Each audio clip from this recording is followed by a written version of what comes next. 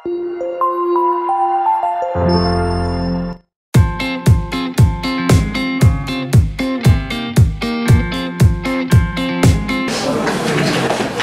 Morning. हो गया?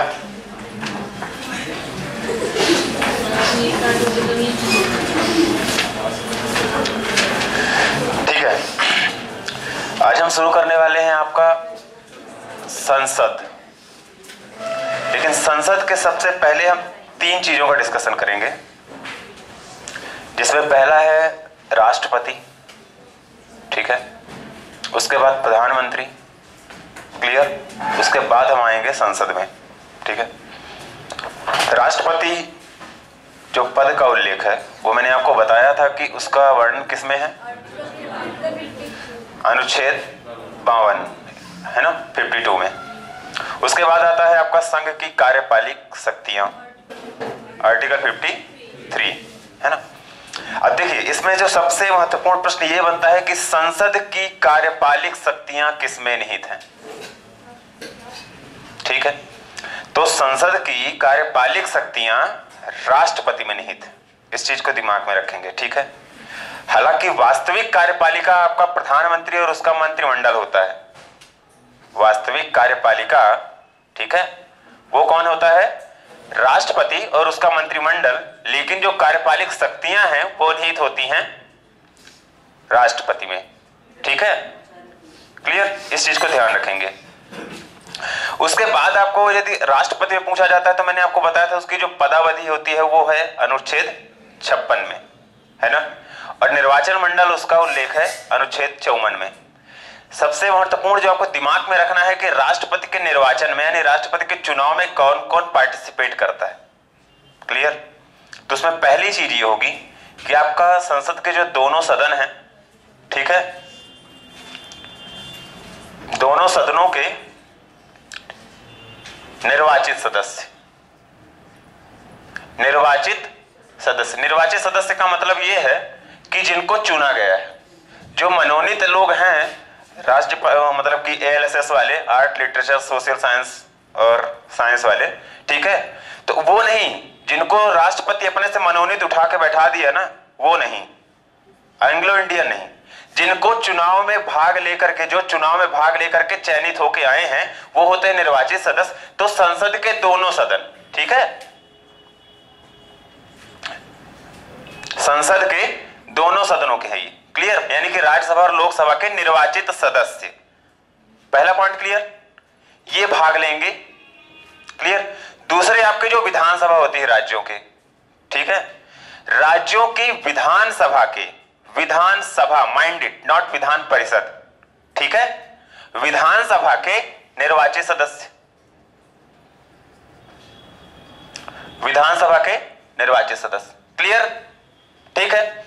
उसके अलावा अपने यहां जो यूटी है, यूटी यानी केंद्र शासित प्रदेश, यूनियन टेरिटरी जिसको बोलते हो, वो 2 ऐसी है जहां पे विधानसभा है, एक हो गया आपकी दिल्ली और दूसरा पांडिचेरी, क्लियर। तो यहां के भी निर्वाचित सदस्य कौन कौन से, एक तो दिल्ली और दूसरा पुडुचेरी के, क्लियर। ये 3 पार्ट्स जो हैं या 3 लाइनें आपको दिमाग में रखनी है। इतने लोग राष्ट्रपति के निर्वाचन में भाग लेते हैं, ठीक है, यानी जब राष्ट्रपति चुनाव होगा तो इतने लोग जाएंगे वोट करने के लिए, पॉइंट क्लियर हुआ, है ना। तो ये आपको राष्ट्रपति की सबसे बड़ी चीज दिमाग में यही रखना है राष्ट्रपति के संबंध में, क्लियर, कि ये आपके जो प्रशासन का नाम मात्र का मुखिया होता है, यानी कार्यपालिका का शक्तियां जो है, कार्यपालिक शक्तियां, वो निहित है किसमें, राष्ट्रपति में, ठीक है। राष्ट्रपति के निर्वाचन में 3 लोग भाग ले रहे हैं कि संसद के दोनों सदन, उच्च सदन, निम्न सदन, दैट इज राज्यसभा लोकसभा, ठीक है ना, इसके दोनों के निर्वाचित सदस्य जो चुने जाते हैं जनता के द्वारा, ठीक है, सांसद जिनको आप बोलते हैं, क्लियर, वो लोग भाग ले रहे हैं। उसके अलावा विधानसभा, जो राज्यों की विधानसभा, उसमें जो निर्वाचित सदस्य हैं उनके भी चयन, मतलब मनोनीत सदस्य नहीं, सिर्फ जो निर्वाचित हो रहे हैं, क्लियर, दूसरा पॉइंट। और तीसरा आपका जो यूनियन टेरिटरीज हैं, जहां पे विधानसभा, जैसे दिल्ली में आपकी 70 विधानसभा हैं, इसी तरह पांडिचेरी में 2 ही हैं ऐसी ना, क्लियर, तो यहां के भी निर्वाचित सदस्य, क्लियर? ठीक है, इसमें कोई भी मनोनीत सदस्य भाग नहीं ले रहा है, आपको दिमाग में याद रखना है, और ना ही विधान परिषद के, ये भी ध्यान रखना है। सबको क्लियर है ना? निर्वाचित और मनोनीत बता चुका हूं। मनोनीत यानी जिनको राष्ट्रपति मनोनयन कर रहा है, मतलब कि उठा के बैठा दे रहा सीधे, ठीक है, without any selection process, without any election process. Clear? ठीक है, तो ये तीन चीजें आपको दिमाग पर रखनी। लिखेंगे पहली लाइन, हेडिंग डालेंगे प्रेसिडेंट, राष्ट्रपति, राष्ट्रपति।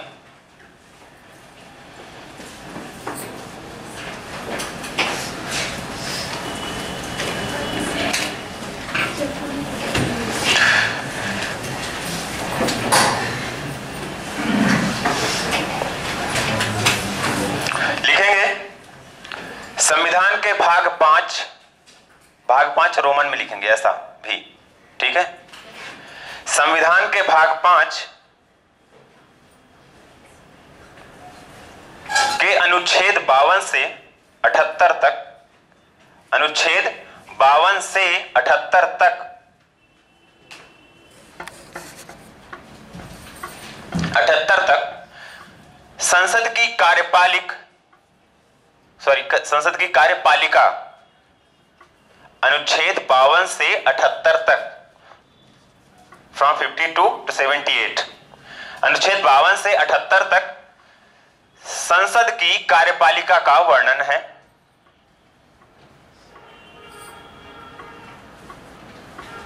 ठीक है,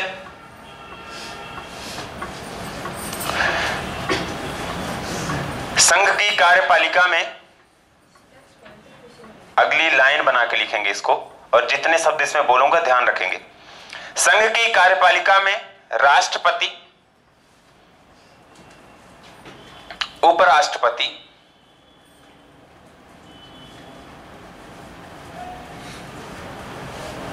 संघ की कार्यपालिका में राष्ट्रपति, उपराष्ट्रपति,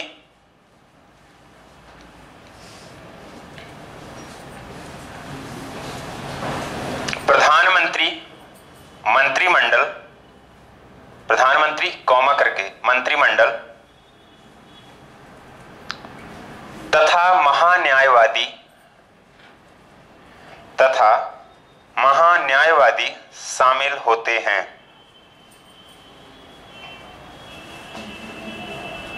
तथा महान्यायवादी शामिल होते हैं। क्लियर? महान्यायवादी मतलब अटॉर्नी जनरल, किस अनुच्छेद में है? इसी में है 76। और राज्यों के महाधिवक्ता 100,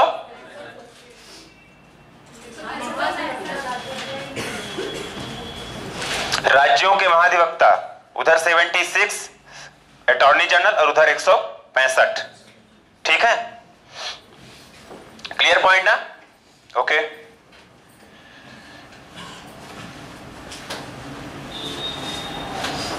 चलिए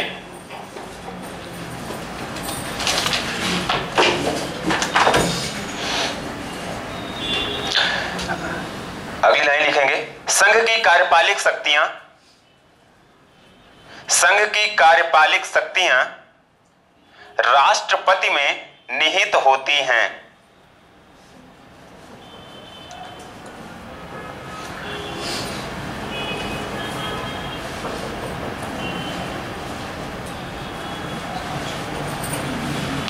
संघ की कार्यपालिक शक्तियां राष्ट्रपति में निहित होती हैं।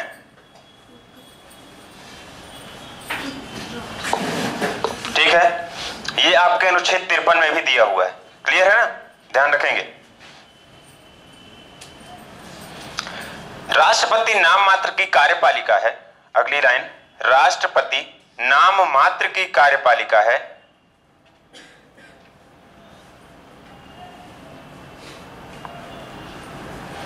राष्ट्रपति नाम मात्र की कार्यपालिका है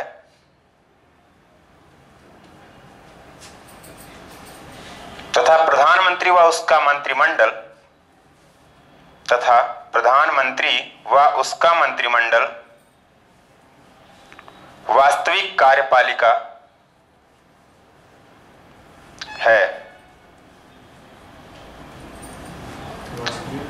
वास्तविक कार्यपालिका है। प्रधानमंत्री तथा उसका मंत्रिमंडल वास्तविक कार्यपालिका है।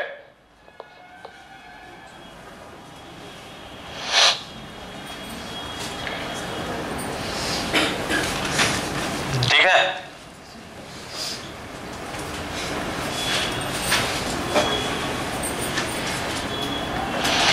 अब देखिए, राष्ट्रपति पद के लिए जो सामान्यतः योग्यताएं अर्हताएं होती हैं वो आपको सबको पता भी होंगी, पढ़ा भी होगा। ये आपके 8वीं के सोशल साइंस में भी है। पहली चीज तो कि उसकी आयु जो हो वो 35 वर्ष पूरी हो।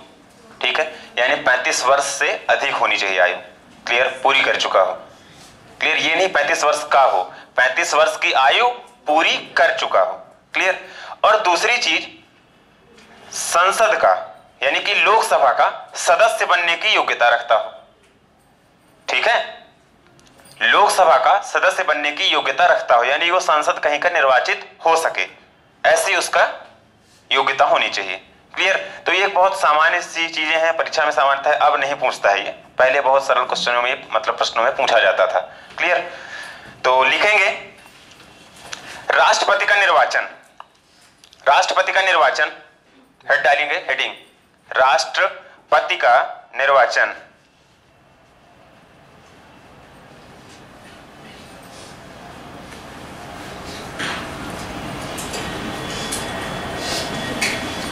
राष्ट्रपति का निर्वाचन।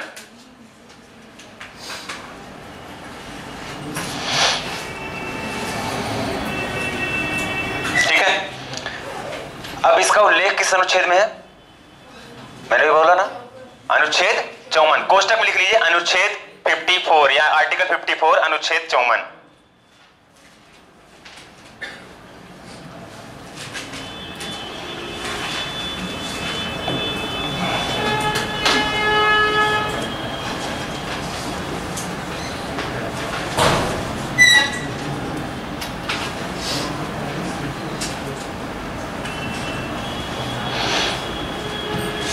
चलिए लिखेंगे राष्ट्रपति का निर्वाचन। राष्ट्रपति का निर्वाचन शब्द का मतलब चुनाव से है, ध्यान रखेंगे। जो यहां पे निर्वाचन का मतलब है चुनाव। क्लियर। राष्ट्रपति का निर्वाचन जनता प्रत्यक्ष रूप से नहीं करती। राष्ट्रपति का निर्वाचन जनता प्रत्यक्ष रूप से नहीं करती। Point clear?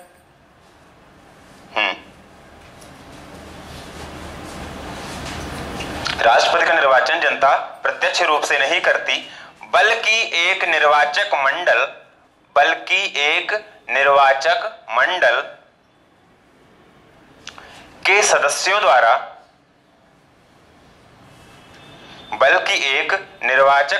के सदस्यों द्वारा इसका चुनाव होता है। बल्कि एक निर्वाचक मंडल के सदस्यों द्वारा इसका चुनाव होता है। ठीक है। निर्वाचक मंडल का मतलब है कि group of people. Clear. They are going to elect that particular person that is president. Clear. Group of people मतलब ये 3। ठीक है ना, इनका मंडल है, इनका समूह है। क्लियर। लिखेंगे अगली लाइन,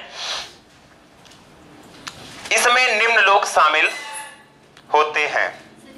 यस, इसमें निम्न लोग शामिल होते हैं।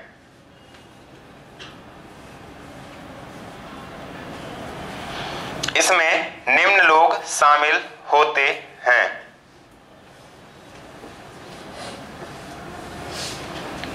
पहला लिखेंगे, पहला 1 नंबर, फर्स्ट नंबर लिखेंगे संसद के दोनों सदनों के निर्वाचित सदस्य। संसद के दोनों सदनों के निर्वाचित सदस्य।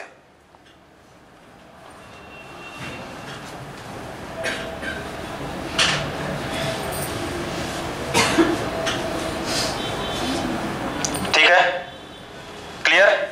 मैंने पहले बताया। दूसरा लाइन लिखेंगे राज्य विधानसभा के निर्वाचित सदस्य। राज्यों के, ऐसा लिखेंगे राज्यों की विधानसभा के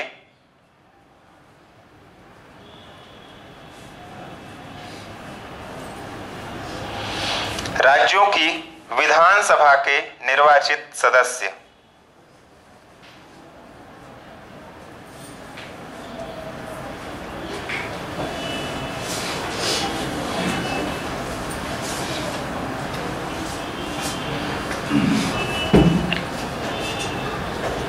राज्यों की विधानसभा के निर्वाचित सदस्य। तीसरा लिखेंगे केंद्र शासित प्रदेशों दिल्ली व पुडुचेरी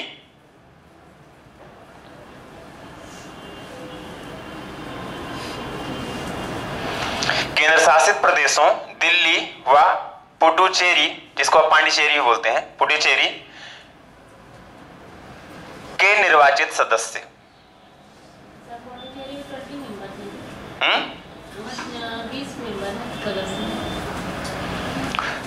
इसके बारे में मुझे तो आइडिया नहीं है कितने सदस्य टोटल वहां की विधानसभा के।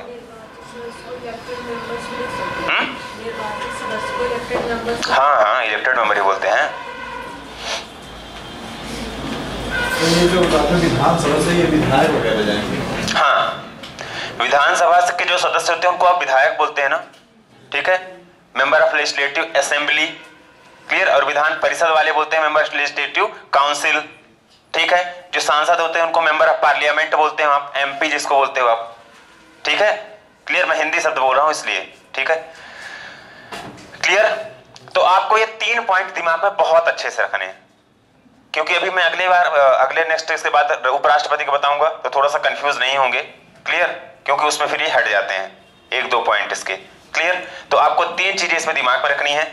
अनुच्छेद आपका 53 आया, कार्यपालिक शक्ति निहित होती है। 54 में निर्वाचन है, 56 में पदावधि, ये आपको बताया जा चुका है। 52 में राष्ट्रपति पद का उल्लेख है। Point clear. तो ये तीनों चीजें हो गई। चलिए सर, जो आर्टिकल 57 में राष्ट्रपति का पुनर्निर्वाचन बोला है, तो पुनर्निर्वाचन क्या होगा? पुनर्निर्वाचन का मतलब ये होता है कि राष्ट्रपति जैसे दोबारा पद के लिए चुने जाते हैं, जैसे आपके हाँ अमेरिका में क्या होता है, 2 बार चुने जाते हैं, ठीक है, 2 बार से ज्यादा राष्ट्रपति नहीं बन सकते कोई एक व्यक्ति। और अपने यहाँ क्या है, नंबर ऑफ टाइम्स, ठीक है ना, can be elected number of times, कितने भी बार वो बन सकते हैं, ठीक है। There is no any restrictions, ठीक है ना, ऑन देयर टर्म, कि कितने भी बार वो बने, उसमें कोई ऐसा रोक टोक नहीं है। ये है मतलब पुनर्निर्वाचन का मतलब यह है कि दोबारा बनाया जा सकता है, ऐसा उल्लेख किया जा सकता है, ठीक है। तो देखिए, अब जो मैंने आपको बता दिया कि अब नीचे लिखाने का ये मतलब नहीं है कि मैं अब फिर से लिखाऊं कि राज्यसभा के जो मनोनीत सदस्य हैं वो भाग नहीं लेते, विधानसभाओं के मनोनीत सदस्य, समझ में तो आ गया ना। तो डिटेल लिखाने की जरूरत नहीं है, पहले ही 3 चीजें लिख के दी गई हैं और इसके शब्द तक आप सीमित रहिए कि निर्वाचित मतलब निर्वाचित, विधानसभा मतलब विधानसभा, मनोनीत नहीं है, क्लियर ना, याद रहेगा ना, ठीक है। इसलिए मैं ज्यादा अब कचड़ा नहीं लिखवा रहा हूं इस पे। चलिए लिखेंगे,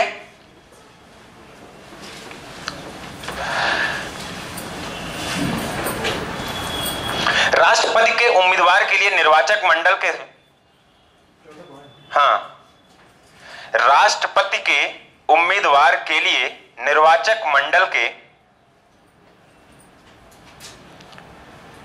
राष्ट्रपति पद के उम्मीदवार के लिए निर्वाचक मंडल के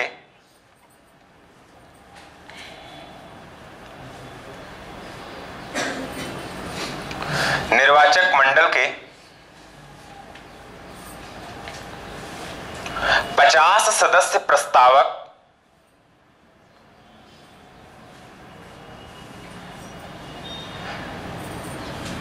तथा 50 सदस्य अनुमोदक होते हैं।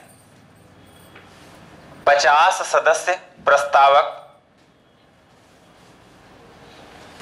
तथा 50 सदस्य अनुमोदक,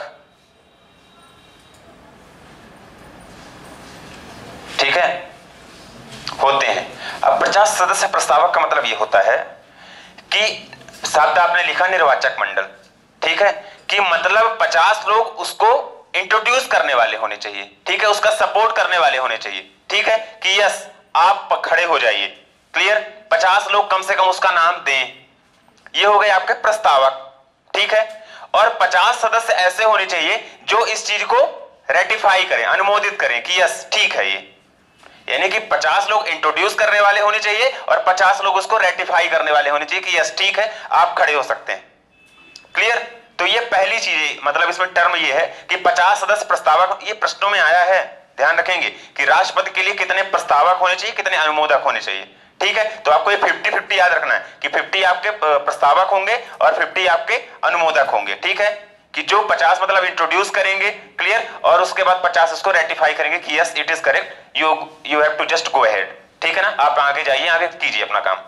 क्लियर चीजें? तो इस चीज को दिमाग में रखना है अपने को। ठीक है, चलिए अगली लिखेंगे लाइन। राष्ट्रपति का निर्वाचन, राष्ट्रपति का निर्वाचन समानुपातिक प्रतिनिधित्व प्रणाली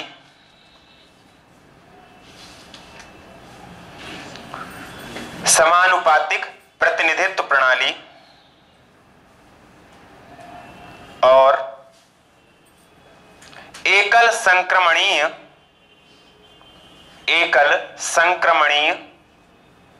मत पद्धति द्वारा एकल संक्रमणीय मत पद्धति द्वारा किया जाता है। ठीक है, एकल संक्रमणीय मत पद्धति द्वारा किया जाता है। ये क्या है मैं बताता हूं आगे, कोष्टक में लिख लीजिए अनुच्छेद 55।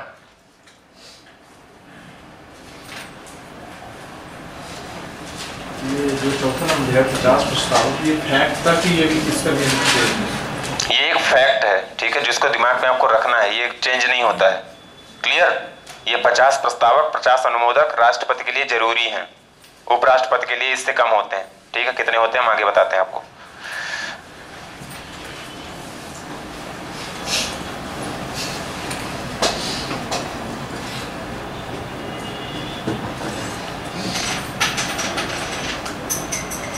ठीक है, अनुच्छेद 55 लिखा आपने कोष्टक में, जो समानुपातिक प्रतिनिधित्व प्रणाली और एकल संक्रमणीय मत पद्धति द्वारा होता है, ये अनुच्छेद 55 में वर्णन है। क्लियर? तो प्रश्न ये भी आते हैं कि राष्ट्रपति का चुनाव निम्न में से किस प्रणाली द्वारा होता है।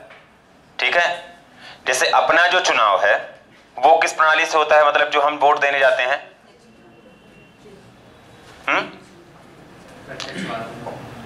First past the post system जिसको आप बोलते हैं। जैसे अपने यहां जो सदस्य चुने जाते हैं वो first past the post system होता है, यानी कि जो सबसे ज्यादा वही आगे। क्लियर? मतलब जितने वोट पड़ रहे हैं उन वोटों में जो सबसे ज्यादा वही जीता। क्लियर? ये होता है first past the post system.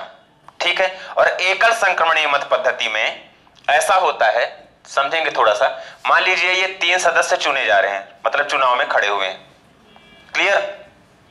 इन तीनों को मान लीजिए 10 वोट मिल रहे हैं, इसको 11 वोट मिल रहे हैं। ठीक है, और मान लीजिए इसको 12 वोट मिल जा रहे हैं। ठीक है, तो इस पे ऐसा नहीं होता है। क्लियर? और जैसे मान लीजिए ये 10-11 वोट हुए, अब ऐसे क्या होता है, ये मान लीजिए 3 लोग हैं, मतलब इनको 10 लोगों ने सही माना। इनको एक्चुअली इस पे होता क्या है ये समझिए थोड़ा सा, कि जैसे आपके पास विकल्प होते हैं ना, ठीक है, तो मान लीजिए ए कोई प्रेसिडेंट पे खड़ा है, बी कोई खड़ा है, सी खड़ा है। ठीक है, 10 लोग जा रहे हैं। ठीक है, तो 10 लोगों में पहली प्रायोरिटी जो है, मतलब 5 लोगों की पहली प्रायोरिटी कौन है, ए है। ठीक है, यानी कि इसमें क्या होता है, first priority, second priority, third priority. ठीक, और इसमें से ये मान लीजिए कि 6 लोगों की सेकंड प्रायोरिटी, 6 लोगों की सेकंड प्रायोरिटी कौन है, बी है। ये 5 लोगों की फर्स्ट प्रायोरिटी है और 6 लोगों की सेकंड प्रायोरिटी। ठीक है, क्लियर? अब इसके बाद जो बच रहे हैं, सी मान लीजिए कि 7 लोगों की सेकंड मतलब थर्ड प्रायोरिटी है। क्लियर? तो जो टॉप प्रायोरिटी वाले होंगे, टॉप प्रायोरिटी, जैसे आपका होता है ना, जो आप विकल्प चयनित कर रहे हैं, तो किसी ने मान लीजिए 1 2 3, तो मान लीजिए किसी ने लिख दिया कि पहले नंबर पे हम इनको चाहते हैं, दूसरे नंबर पे इनको चाहते हैं, तीसरे नंबर पे इनको चाहते हैं। फिर दूसरा आ रहा है, वो ये बोल देता है कि नहीं, हम इनको पहले नंबर पे चाहते हैं, इनको दूसरे नंबर पे चाहते हैं। ठीक है, क्लियर? और तीसरा कोई आ रहा है वो बोलता है कि नहीं, हम पहले नंबर पे इनको चाहते हैं, दूसरे नंबर पे इनको चाहते हैं और तीसरे नंबर पे इनको चाहते हैं। समझ में आ रहा है? इसमें ये पहले चयन करना पड़ता है कि मतलब विकल्प के रूप में। आप कोई नहीं कि सिर्फ एक व्यक्ति का चयन कीजिए, आप विकल्प बताइए, ठीक है, 1 2 3, जैसे आप सेंटर रखते हैं ना, क्लियर, सेंटर रखते हैं आप। जैसे मान लीजिए कोई एग्जाम देना होता तो ABC 3 आपने क्लिक किया, तीसरा व्यक्ति भी गया कोई, उसने BAC ऐसा सेलेक्ट किया, ठीक है। इसके बाद आपको निकलता होगा ना, बाद में सबसे ज्यादा पता चलता है किसने सबसे फर्स्ट प्रायोरिटी चयन की। यानी कि मान लीजिए किस भोपाल, इंदौर और रीवा में आपको चयन करना है, आपने पहले रीवा लिख दिया, फिर इंदौर रख दिया, फिर भोपाल रख दिया। कोई आया इंदौर रखता है पहले, फिर भोपाल रखता है, फिर रीवा रखता है। इस तरह में लास्ट में ये पता चल सकता है ना कि सबसे ज्यादा जो फर्स्ट प्रायोरिटी है वो कहां की है, पता चलेगा, ठीक है। तो इसी तरह जो टॉप निकलेंगे 2, ठीक है, जो टॉप 2 निकलेंगे उनको निकालेंगे कि ये फर्स्ट प्रायोरिटी और सेकंड प्रायोरिटी में है। Clear, clear. या फिर टॉप 2 ऐसे निकाले जो फर्स्ट प्रायोरिटी में, ऐसा भी निकल सकता है ना, टॉप 2 निकल सकते हैं कि फर्स्ट प्रायोरिटी लोगों की सबसे पहली पसंद ये है, इंदौर है, और सेकंड जो सबसे फर्स्ट पहली प्रायोरिटी है वो रीवा है, ऐसा निकल सकता है। तो सिर्फ उन 2 लोगों को रख लेंगे और नीचे वालों को हटा देंगे, यानी कि जो सबसे पहली पसंद है टॉप, ठीक है, उन 2 लोगों को रख देंगे, ठीक है। फिर दोबारा वोटिंग होगी उन 2 लोगों के लिए। समझ में आ रहा है? समझ में आ रहा है ना? सिर्फ इतना आसानी समझिए कि जैसे आपने परीक्षा में एग्जाम सेंटर भरना है आपको, तो आपने रीवा, इंदौर और भोपाल में भरना है, ठीक है। फर्स्ट रख दिया आपने रीवा, दूसरा रख दिया इंदौर, तीसरा रख दिया आपने भोपाल, ठीक है। इस तरह आप भरते गए, कोई रीवा पहले भर रहा है, कोई भोपाल पहले भर रहा है, कोई इंदौर पहले भर रहा है, भर डाला पूरा, ठीक है, सारे फॉर्म भर चुके हैं। इसके बाद ये तो निकल सकता है ना कि पहली प्रायोरिटी सबसे ज्यादा कौन सा शहर है, पता चलेगा ना कि रीवा है कि भोपाल है। तो इस तरह जो 2 फर्स्ट प्रायोरिटी वाले शहर निकलेंगे टॉप, ठीक है, एक तो हटना ही है, तो 2 निकाल लेंगे। अब उसके बाद उनमें बीच में वोटिंग होगी। अब इसमें जो पहली प्रायोरिटी सबसे ज्यादा रहेगा, ठीक है, इन टॉप 2 में जो फर्स्ट प्रायोरिटी सबसे ज्यादा रहेगा उसको अपन सेलेक्ट कर लेंगे। कॉमन उदाहरण समझ में आया? ठीक है, किताब की भाषा में मत जाइए, जो मैं आपको बता रहा हूं सिर्फ इतना समझिए कि जो टॉप 3 है, ये 3 की जो है ना, आपके निर्वाचन जो सदस्य जो फॉर्म भरने वाले हैं, इसके लिए राष्ट्रपति निर्वाचन के लिए कई हो सकते हैं, मैं 3 सिर्फ उदाहरण बता रहा हूं। 10, 5, 20, 25 तक लोग भरते हैं, 50 तक लोग भरते हैं, ठीक है। तो उनमें से सिर्फ टॉप फर्स्ट निकालेंगे कि फर्स्ट चयन जो पहली मतलब जो प्रथम प्राथमिकता, प्रथम जो चयन है वो कौन है, वो 2 लोग निकालेंगे। फिर उन 2 लोगों के बीच में वोटिंग हो जाएगी। क्लियर। इस तरह मान लीजिए जो फर्स्ट नंबर चॉइस वाले 3 भी निकल सकते हैं, तो उन 3 के बीच होगी। फिर समझ रहे हैं आप? ठीक है। तो एकल संक्रमणीय मत पद्धति होती है ये, इसी से राष्ट्रपति का चयन होता है। और राष्ट्रपति पद के लिए कई लोग फॉर्म भरते हैं, ठीक है, क्योंकि क्षेत्रीय जो पार्टी है उनको भी उतना ही महत्व है उसमें। क्लियर। क्योंकि विधानसभा में 50 प्रस्तावक चाहिए इनको, इस निर्वाचन मंडल के 50 प्रस्तावक और 50 अनुमोदक उनको चाहिए, कहीं से भी उठा लेंगे। ठीक है। तो कोई भी फॉर्म भर सकता है, और कभी अक्सर भी मतलब 5, 10, 20 इतने लोग फॉर्म भरते ही है। ठीक है। हम सिर्फ 2-4 को ही जानते हैं जो टॉप रहते हैं, लेकिन भरने वाले ज्यादा होते हैं। क्लियर।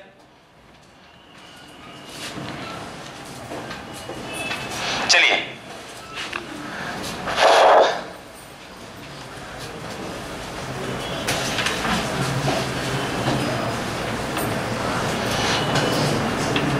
लिखेंगे अगली लाइन। राष्ट्रपति अपने पद ग्रहण की तिथि से, राष्ट्रपति अपने पद ग्रहण की तिथि से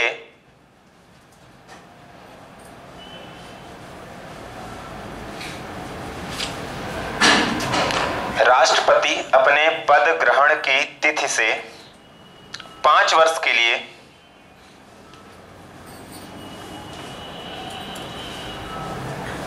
5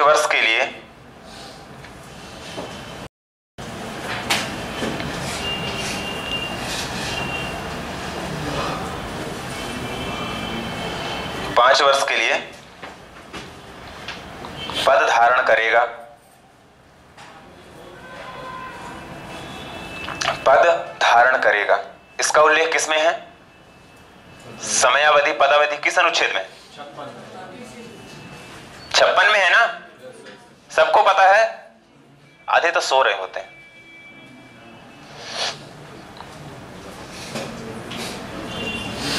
चलिए लिखेंगे अगली लाइन। अब देखिए, जो मैं चीजें आपको बता चुका हूं, आते जाते रास्ते में मैंने आपको हर चीजें बता दी हैं, ठीक है। जैसे मैंने आपको बताया था कि राष्ट्रपति पद, ध्यान आएगा किसी को बताना, राष्ट्रपति पद के बीच में यदि कोई भी डिस्प्यूट होता है, चुनाव के दौरान कोई विवाद होता है, तो उसका निपटान कौन करता है? उच्चतम न्यायालय, सुप्रीम कोर्ट। बताया है मैंने, मुझे ध्यान आ रहा है कि मैंने एक दिन एक लाइन ये बताई है ना? ठीक है, लिख लेंगे, इसी से संदर्भ में है तो लिख ही लीजिए। राष्ट्रपति चुनाव से संबंधित सभी विवादों की जांच व फैसले, राष्ट्रपति चुनाव से संबंधित सभी विवादों के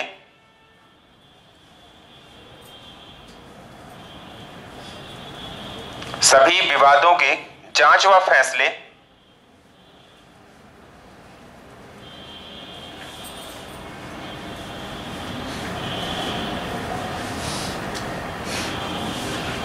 सभी विवादों के जांच व फैसले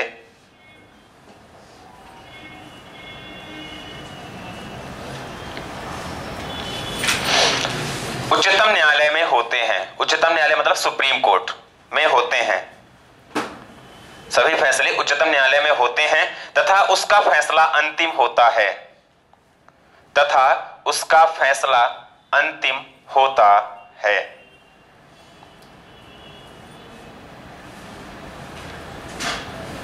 तथा उसका फैसला अंतिम होता है।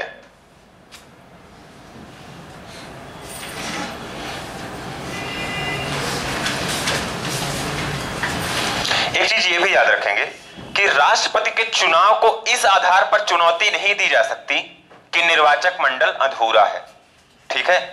मतलब इसका मतलब क्या है निर्वाचक मंडल? कि यदि कोई सदस्य अनुपस्थित है या किसी विधानसभा का कोई सदस्य नहीं आ पाया है, ठीक है, अब्सेंट रहा है वोट देने वाला, तो इस आधार पर उसको चुनौती नहीं दी जा सकती। क्लियर? मतलब जो सुप्रीम कोर्ट में आप चैलेंज नहीं कर सकते कि नहीं भाई साहब वो सदस्य नहीं था, इसलिए हमारे मतलब हमारा वोटिंग जो हमको वोट करने वाला था वो उपस्थित नहीं हो पाया, इसलिए हमारा वोट जो जीता है उसका कैंसिल माना जाए, ठीक है। इस तरह आधार पर आप निर्वाचन मंडल के अनुपस्थिति के आधार पर उसको चुनौती नहीं दे सकते। दूसरी चीज, यदि मान लीजिए बाय डिफॉल्ट राष्ट्रपति जो चयनित हुआ, ठीक है, सेलेक्ट हो गया, क्लियर, और उसने कुछ काम किए, ऑर्डर दिए हैं, ठीक है, पद में आ गया, उसने 10 दिन मान लीजिए पद में रहा और कुछ काम किया 10 दिन के अंदर, ठीक है, और बाद में उसकी जांच होती है और वो फर्जी पाया जाता है, ठीक है, गलत तरीके से चयनित हुआ है, क्लियर। तो उसने जो काम किया था क्या वो अवैध माने जाएंगे? नहीं। उसने जो काम किया था उस पदावधि यानी उस 10 दिन के दौरान, वो अवैध नहीं माने जाएंगे। क्लियर इस चीज को? निर्वाचक मंडल के आधार पे आप चुनौती नहीं दे सकते और उसने जो काम किया वो अवैध नहीं माने जाएंगे, यानी कि वो वैलिड होंगे, ठीक है ना। What ever the works he has done in their earlier times, यानी कि उस समय पे जितना भी काम किया, that should be the valid, ठीक है। इस चीज को आप दिमाग में रखेंगे। लिखना है इसको, लिख लो। कौन सा? उच्चतम न्यायालय सभी विवादों दिमाग में रखो, हो गया। अनुच्छेद है, अनुच्छेद में है किसी में, बताता हूं थोड़ी देर से, ठीक है। लिखेंगे राष्ट्रपति चुनाव को, अगली लाइन से लिखेंगे, राष्ट्रपति चुनाव को इस आधार पर चुनौती नहीं दी जा सकती, राष्ट्रपति चुनाव को इस आधार पर चुनौती नहीं दी जा सकती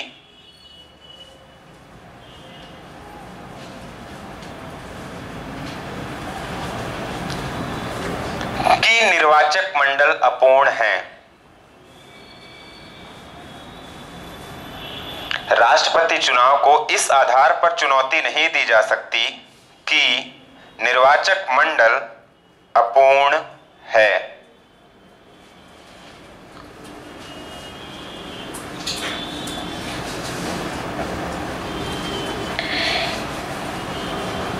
ठीक है,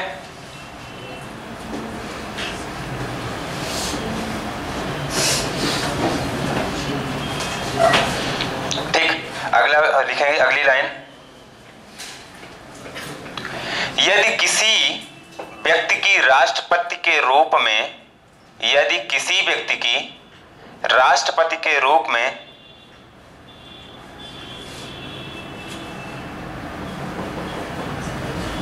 नियुक्ति को अवैध घोषित किया जाता है यदि किसी व्यक्ति की राष्ट्रपति के रूप में नियुक्ति को अवैध घोषित किया जाता है, ठीक है, अवैध घोषित किया जाता है,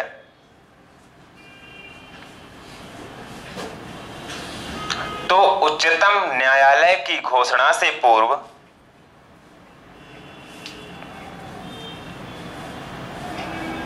उच्चतम न्यायालय की घोषणा से पूर्व यानी कि उसकी नियुक्ति को अवैध घोषित करने से पूर्व, ठीक है, उच्चतम न्यायालय की घोषणा से पूर्व उसके द्वारा किए गए कार्य, उसके द्वारा किए गए कार्य, किसके द्वारा? जो राष्ट्रपति था, ठीक है, उसके द्वारा किए गए कार्य अवैध नहीं माने जाएंगे, उसके द्वारा किए गए कार्य अवैध नहीं माने जाएंगे एवं प्रभावी बने रहेंगे, ठीक है।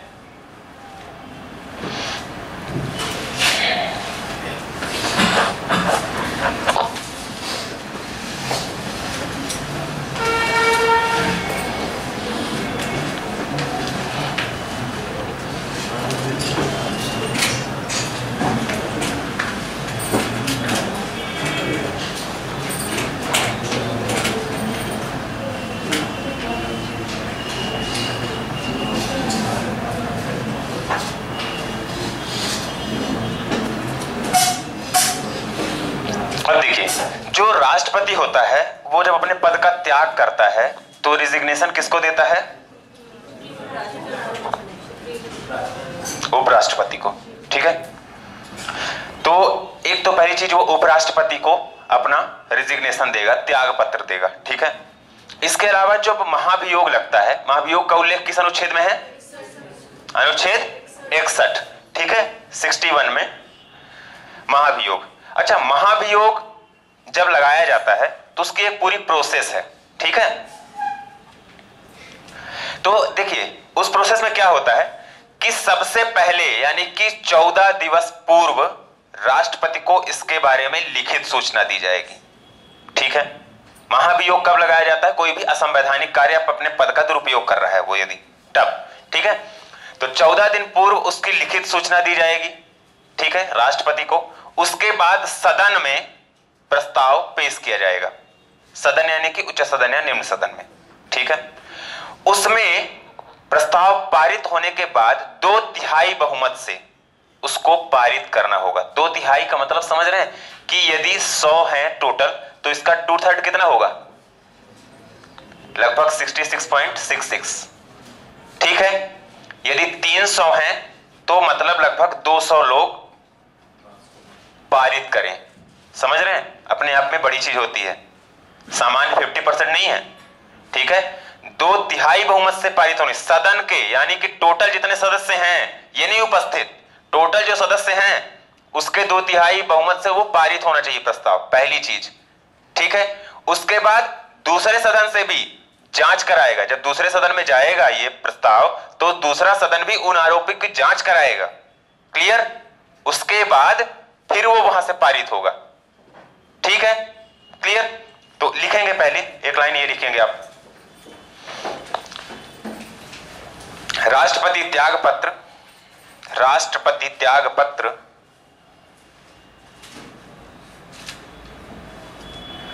राष्ट्रपति त्याग पत्र उपराष्ट्रपति को संबोधित करते हुए, उपराष्ट्रपति को संबोधित करते हुए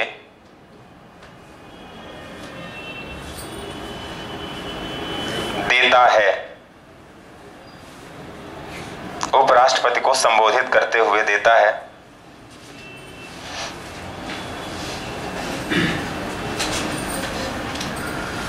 ठीक है,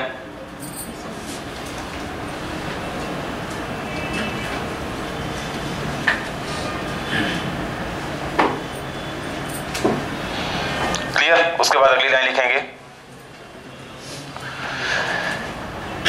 राष्ट्रपति को महाभियोग द्वारा हटाए जाने का उल्लेख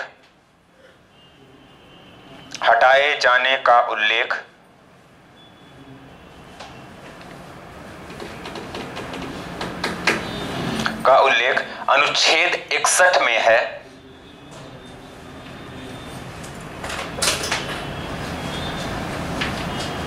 अनुच्छेद 61 में है, जिसका आधार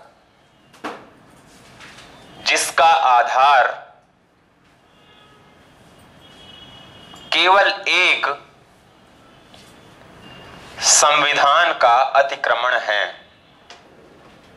जिसका आधार केवल एक संविधान का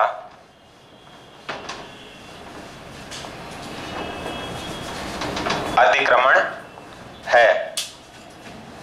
ठीक है, संविधान का अतिक्रमण समझते हैं, संविधान का उल्लंघन। ठीक है, क्लियर? अतिक्रमण समझते हैं ना कि संविधान की जो सीमा है उसके बाहर। अतिक्रमण तो यही समझते हैं ना आप, इंक्रोचमेंट जिसको इंग्लिश में बोलते हो आप, कि अतिक्रमण कर दिया मतलब आपकी जमीन का अतिक्रमण कर लिया, मतलब अब जितनी आपकी सीमा, उसकी सीमा थी उससे बाहर चला गया। ठीक है, तो मतलब संविधान का वो उल्लंघन कर रहा है। यहाँ पे अतिक्रमण शब्द का मतलब इतना ही है। ठीक है, कि वो संविधान का उल्लंघन कर रहा है। सिर्फ एक कारण पे राष्ट्रपति पे महाभियोग लगाया जा सकता है। ठीक है ना, क्लियर? ये है आपका संविधान का उल्लंघन और उसका वर्णन है अनुच्छेद 61 में। ठीक है, अब देखिए मैं इस पे महाभियोग की पूरी प्रोसेस सीधी बात बता रहा हूं, आपके मतलब की है नहीं वनडे के लिए। ठीक है, यदि आप सिविल्स में या ऊंचे एग्जाम की तैयारी कर रहे हैं तब आपको पता होना चाहिए कि इतने प्रस्तावक वो, ठीक है, संख्या जो थी वो मैंने आपको बता दी, महाभियोग जो था वो भी बता दिया। आपको यदि ज्यादा डिटेल में पढ़ना है तो मैंने जो आपको बुक बताई थी उसमें दिया हुआ है महाभियोग की पूरी प्रोसेस। ठीक है, वनडे की आप तैयारी कर रहे हैं, वनडे की कर रहे हैं ना सब, इसलिए पूरी वो लाइन लिखाना 4-5 लाइन से ज्यादा की है। ठीक है, कि फिर आप कैसे महाभियोग पड़ता है वो उस हिसाब से है। ठीक है, मैंने फॉर्मल आपको ओरली बता दिया है कि क्या प्रोसेस है। वनडे के लिए इसलिए नहीं लिखा रहा हूं, यदि इंटरेस्ट हो तो बता दिए, लिखा भी देंगे। ठीक है, हालांकि नोट्स आप लोगों ने यदि देखी होगी कल, ठीक है, एक चीज इन्होंने गड़बड़ की, छोटा छोटा कर दिया थोड़ा सा। ठीक है, मैं इसको चाह रहा था कि बड़ा बड़ा रहे, इन्होंने बताया नहीं पहले मुझे, पर नहीं समझ में आ रहा क्या उसमें, है ना? नहीं, वो A4 साइज के पेपर में लिखी हुई है, उसको इन्होंने शॉर्ट करवा दिया। ठीक है, क्योंकि वो बोल रहे थे कि मतलब ज्यादा पेजेस की आ रही थी, 100-150, तो आप लोगों का खर्चा बचाने के चक्कर में। ठीक है, ऐसा किए हैं। मैं उसका PDF डाल दूंगा आपको, ग्रुप में देख लीजिएगा यदि आपको समझ में आएगा तो। है हालांकि ठीक, वो भी जितना आप पढ़ते हैं उतना ठीक है, ऐसा इतना बेकार भी नहीं है, मैंने देखा है। ठीक है, क्योंकि साफ सुथरे अक्षर में लिखा है, ऐसा नहीं है। क्लियर? तो देख लीजिएगा, उसमें पूरी प्रोसेस दी हुई है। मैं PDF देखता हूँ, 1-2 दिन में मैं बनवा के उसको डाल दूंगा ग्रुप में आपके, तो आप PDF फिर अपने हिसाब से जिसको लेना हो तो वहां ले लीजिए। 55 रुपए में कोई महंगा नहीं, मतलब कि ऐसा इतना ज्यादा कॉस्टली नहीं है, उपयोग के हिसाब से। एक बार पढ़ डालेंगे ना, अंडरलाइन कर लेंगे तो आपको याद रहेगा, ऐसा नहीं है। हाँ, थोड़ा कर तो दिया ये छोटा। ठीक है,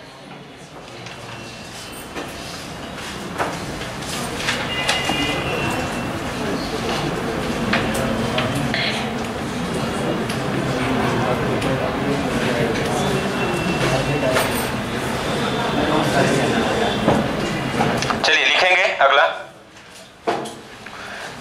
जो इंपॉर्टेंट है वो लिखिए सीधे। राष्ट्रपति के वेतन भत्ते ये सब मतलब का नहीं है। ठीक है, कितना वेतन मिलता है आप देखते रहना, कितनी सैलरी आती है। ठीक है, लिखेंगे राष्ट्रपति के अधिकार एवं कर्तव्य। हाँ, राष्ट्रपति के अधिकार एवं कर्तव्य।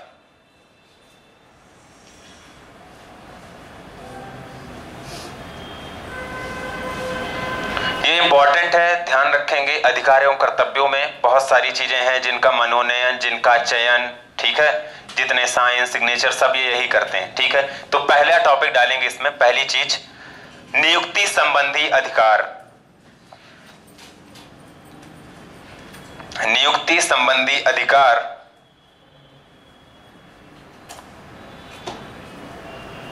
ठीक है, या कार्यकारी शक्तियां।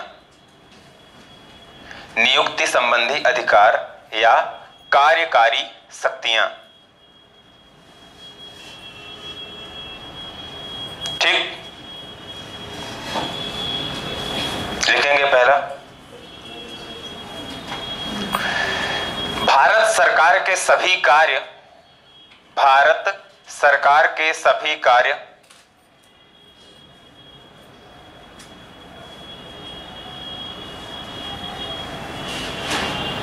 उसके नाम पर किए जाते हैं। ठीक है, भारत सरकार के सभी कार्य उसके नाम पर किए जाते हैं।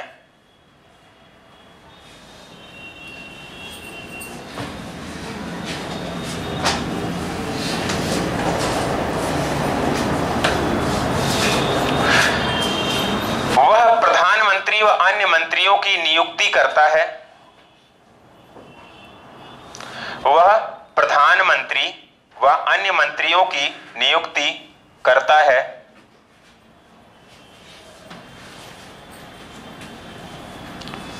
प्रधानमंत्री एक साथ लिखा जाता है देवी जी, ठीक है, प्रधान अलग नहीं है, मंत्री अलग नहीं है, एक साथ होते हैं। प्रधानमंत्री व अन्य मंत्रियों की नियुक्ति करता है तथा वे उसके प्रसाद पर्यंत कार्य करते हैं, तथा वे उसके प्रसाद पर्यंत कार्य करते हैं। उसके प्रसाद पर्यंत, ये लिखा है। ये नाम सुना है पहले कभी?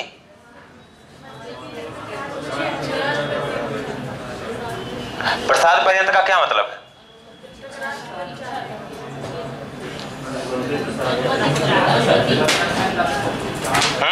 जैसे राज्यपाल जो होता है वो राष्ट्रपति के प्रसाद पर्यंत कार्य करता है।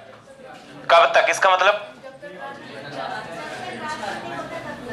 राष्ट्रपति जब तक होता है तब तक।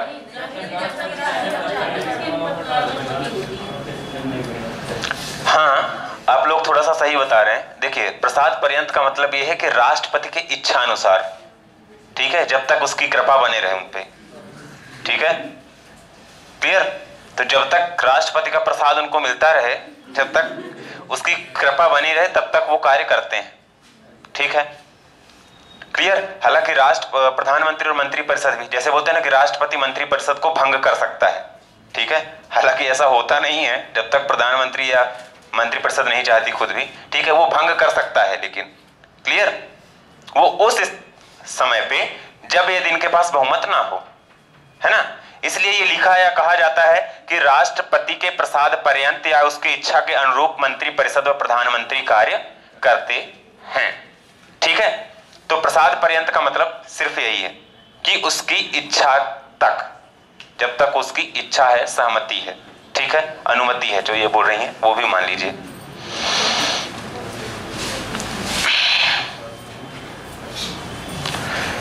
सीधे लिखेंगे, राष्ट्रपति निम्न की नियुक्ति करता है। राष्ट्रपति निम्न की नियुक्ति करता है। अब प्रधानमंत्री और मंत्रिपरिषद तो बता ही चुके हैं, अगले से लिखेंगे, सर्वोच्च एवं उच्च न्यायालय के मुख्य न्यायाधीश, हाई कोर्ट और सुप्रीम कोर्ट के मुख्य न्यायाधीश, ऐसा भी लिख लीजिए यदि लिखना हो तो। सुप्रीम कोर्ट यानी कि उच्च न्यायालय व सर्वोच्च न्यायालय के उच्च न्यायाधीश। नहीं लिख पा रहे हो? उच्च न्यायालय एवं उच्चतम न्यायालय के मुख्य न्यायाधीश, ऐसा लिख लो। सुप्रीम कोर्ट वही है, सुप्रीम कोर्ट एवं हाई कोर्ट के मुख्य न्यायाधीश, ठीक, इनकी ये नियुक्ति करता है, क्लियर। दूसरा लिखेंगे, भारत के नियंत्रक एवं महालेखा परीक्षक, भारत के दूसरी नंबर पे निम्न की नियुक्ति करता है। पहला आपने लिखा सुप्रीम कोर्ट और उनके उच्च मुख्य न्यायाधीश, उसके बाद दूसरा लिखेंगे किन की नियुक्ति कर रहा है, भारत के महालेखा एवं नियंत्रक एवं महालेखा परीक्षक, CAG, controller and auditor general, Bharat के नियंत्रक एवं महालेखा परीक्षक।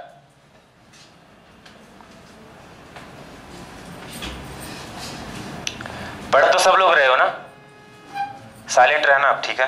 मैं जिससे पूछूंगा वही बताएगा।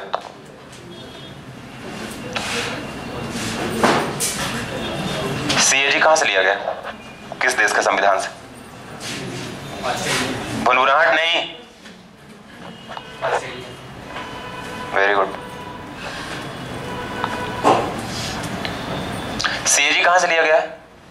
नियंत्रक एवं महालेखा परीक्षक का पद किस देश के संविधान से लिया गया है? आप, हाँ, नहीं पीछे नहीं पता, वेरी गुड। भुनभुनाहट नहीं, कन्याओं, ठीक है?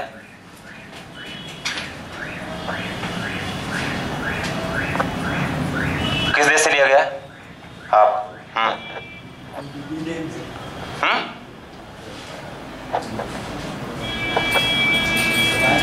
कहां से?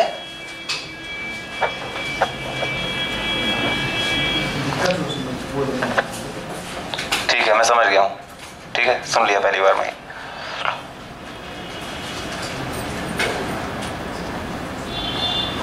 मनीष के आगे आप, नहीं पता, वेरी गुड। आप लोग तो भी नए आए हो, पता ही नहीं होगा। किस देश से लिया गया है? मैं बोला ना कि नहीं बोलना है?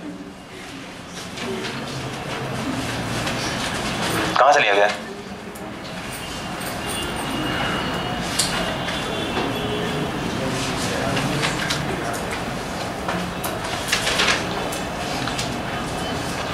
This is not fair, okay? मैंने आप लोगों को बताया था ना कि जब ब्रिटेन का आया था तो आपको CCC याद रखना था।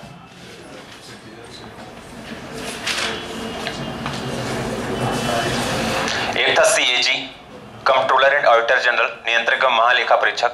दूसरा था द्विसदनीय, ठीक है, जो संसद है आपका 2 सदन होगा, उच्च सदन, निम्न सदन। और तीसरा कौन सा था? एकल नागरिकता का प्रावधान भारत में एकल नागरिकता, यानी आपका एक ही वोटर कार्ड बनता है, राज्य का अलग नहीं बनता, देश का अलग नहीं बनता, ठीक है? ये तीनों चीजें आपको दिमाग में रखने के लिए बताया था कि ब्रिटेन से ली गई हैं। सीएजी किस अनुच्छेद में है? अनुच्छेद 148 में नियंत्रक एवं महालेखा परीक्षक का उल्लेख है, और नियंत्रक एवं महालेखा परीक्षक के कार्य 149 में है, ठीक है? नियंत्रक एवं महालेखा परीक्षक के कार्य 149 में है, अनुच्छेद 149, और इसके पद का उल्लेख 148 में है। लिया गया है ब्रिटेन से, ठीक है? क्या इशू है इसमें? भूलने जैसा भी नहीं है, मैं शायद कल ही डिस्कस किया हूं अभी, क्लियर? जब मैंने बताया था तब भी किया था। भंडारा खाने आते हैं आप लोग, मुंह भी धोए नहीं चले आए। गलत चीजें हैं, थोड़ा सा याद रखने की कोशिश कीजिए, जबकि रिपीट किया जा रहा है, इतनी बार रिपीट किया जा रहा है। कोई इतना मतलब मैं कहता हूं ठीक है होगा कठिन, लेकिन जब कोई 10 बार सुनता है तो थोड़ा सा तो दिमाग चलना चाहिए ना। और ये फिर सबसे बड़ी प्रॉब्लम ये होती है कि 5-6 लोगों से आ रहा है, मैं कह रहा हूं 8 लोगों से आ रहा है, औरों से नहीं आ रहा, मतलब they are not minding that word, वो ध्यान नहीं दे रहे हैं ना शब्दों पे, ठीक है? तो ये जिम्मेदारी आपकी भी बनती है, ठीक है? हमारी और जो भी बन रही है तो ठीक ही है, ठीक है? तो इस पे मैंने बताया कि महान्यायवादी की नियुक्ति कर रहा है ये, ठीक है? अगला लिखेंगे, अगला नंबर महालेखा लिख लिया आपने, भारत के नियंत्रक महालेखा परीक्षक। दूसरा इस पे मतलब अगला जो भी नंबर डाल लेंगे आप, राज्यों के राज्यपाल,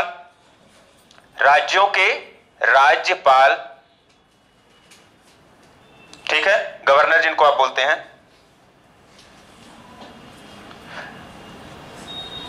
भारत के महान्यायवादी, भारत के अगला, ठीक है? इसी में लिखते जाइए ना नंबर डाल के कि इनकी नियुक्ति राष्ट्रपति कर रहा है, ठीक है? भारत के महान्यायवादी किस अनुच्छेद में है? 76 ना, ठीक है? राज्यों का महाधिवक्ता 165, ठीक है? फिर उसके बाद मुख्य चुनाव आयुक्त, अगले में मुख्य चुनाव आयुक्त, चीफ इलेक्शन कमिश्नर जिसको बोलते हो आप, मुख्य चुनाव आयुक्त। चुनाव आयोग किस अनुच्छेद में है? 324। आपको वयस्क मताधिकार वोट देने का अधिकार किसमें है? 326, ठीक है? क्लियर? चलिए अगला लिखेंगे, संघीय लोक सेवा आयोग के अध्यक्ष, संघ लोक सेवा आयोग के अध्यक्ष, ठीक है, जो चेयरमैन होते हैं यूपीएससी के, उनका, और जो राज्य सेवा आयोग के अध्यक्ष होते हैं ना, उनका जो नियुक्ति होती है वो राज्यपाल करते हैं। क्लियर? लेकिन हटा नहीं सकता राज्यपाल, ये भी ध्यान रखेंगे, फिर आगे डिस्कस करेंगे अपन। यूपीएससी किस अनुच्छेद में है?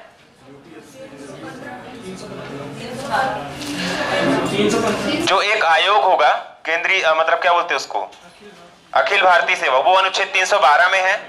यूपीएससी और पीएससी आपका 315 में है, और 320 में इनके कार्यों का उल्लेख है, लोक सेवा आयोग के कार्य जो हैं, ठीक है।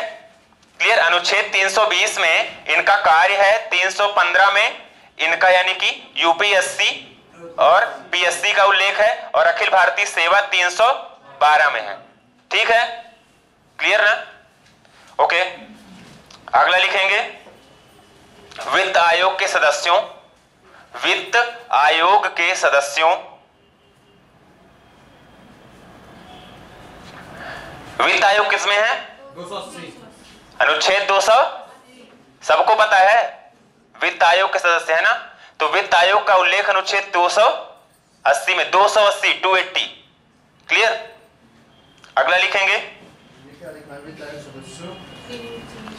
वित्त आयोग के सदस्यों, बस नियुक्ति तो वही कर रहा है ना, बार बार क्या लिखेंगे भाई, ठीक है।